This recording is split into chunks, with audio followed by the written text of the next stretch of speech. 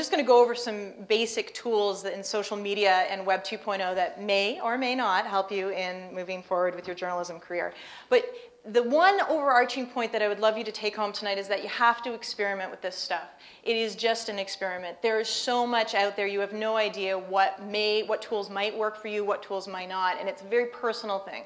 But when I say experiment, it's like everything in life. When you read or see it or hear somebody speak about it, it's one thing. When you actually do it, it's completely different. Think of a roller coaster. I'm going to tell you about a roller coaster, and then suddenly you're on the thing, and it's the most horrible experience ever.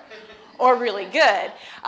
In this case, social media, I hope, is really good. But you got to get in there. And I've never seen such a discrepancy in life as there has been, and I'm making a big pronouncement here, as there is between reading about these tools and actually doing them. They're very abstract. So when you ask, why wouldn't you email somebody instead of Twittering them? I know, like it's true. But when you get into it, things start happening. But what is ultimately the point, right, for us as journalists? I think there's many points why people go on social media, but there's two specific things, and among other things that might be useful for journalists that might be hopefully useful for you guys and for me. Visibility and finding stories. I found that this has been the biggest things that I've gotten from social media. Now with visibility, obviously it's important. You want editors to be able to find you. You want sources to find you. You want other colleagues to find you. What do you see when you Google your name? Now if you're coming up with just a list of your articles, you can do so much more than that.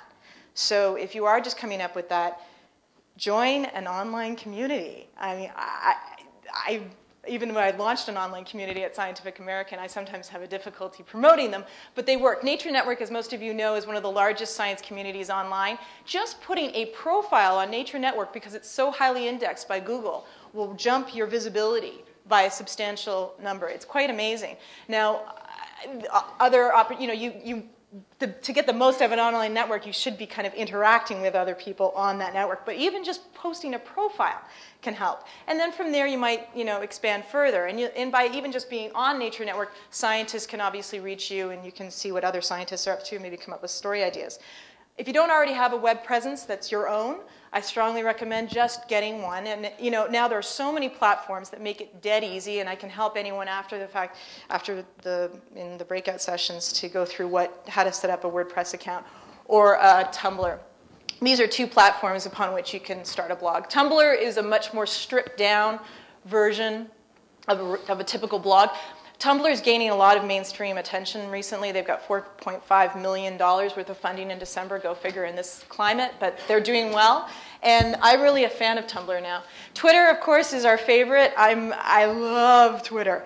And I did not love it. I've been on it for 2.5, right when it first started, and my feed was dead up until March of last year. And I just started seeing some movement, and then it's just taken off like crazy.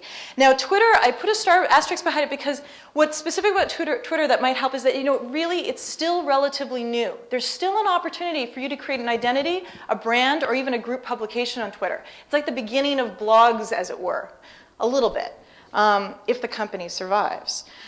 I'm using Alexis Madrigal from Wired. He's a reporter at Wired as an example of somebody who's been using social tools and Web 2.0 tools to, greatness. I mean, he's really definitely upped his visibility online.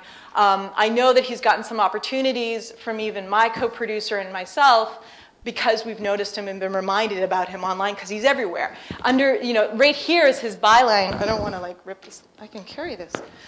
This is his byline. It's under every single thing that he writes in the blog on Wired. Another person is Phil Plait. Many of you know him as Bad Astronomy. He's a super social media person, and he basically is also a great self-promoter. This is his Twitter feed. As you can see, his book is his wallpaper behind it. He's also double posting, right? So NASA fakes shuttle image, and I caught them, and then today he posted it on the Discover blog. So he's hitting it in both places. There's an automation tool that you can do to help that. And I'm not telling all of you to necessarily fire hose everything, but it's working for him. He knew that I was highlighting him, so of course he got excited. The Media is Dying is an example of a group publication. I call it almost a publication. For those of you who don't know, it's about 12, 15 flacks got together and started to blow by blow document the destruction of our industry. And it's not been that cheerful. They've just today, actually a couple hours ago, launched The Media is Hiring. So get on Twitter, look at The Media is Dying, and look at The Media is Hiring. The reason why I bring this up is that it's just an idea that came to me even just yesterday when I was thinking about what to say.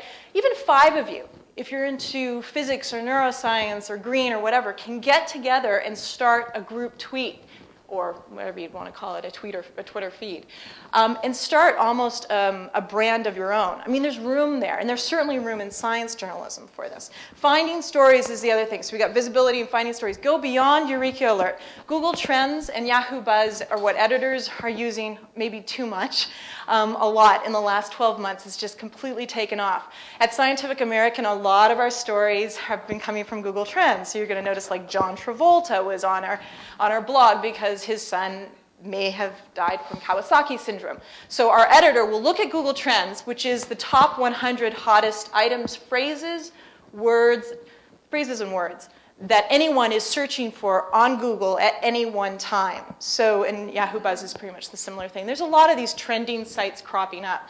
So what you look for is you'll see something like John Travolta, and then you kind of try to fit a science angle in there, and you'll be surprised how easy it is. Twitter search is something to use. I highly recommend it for reporting.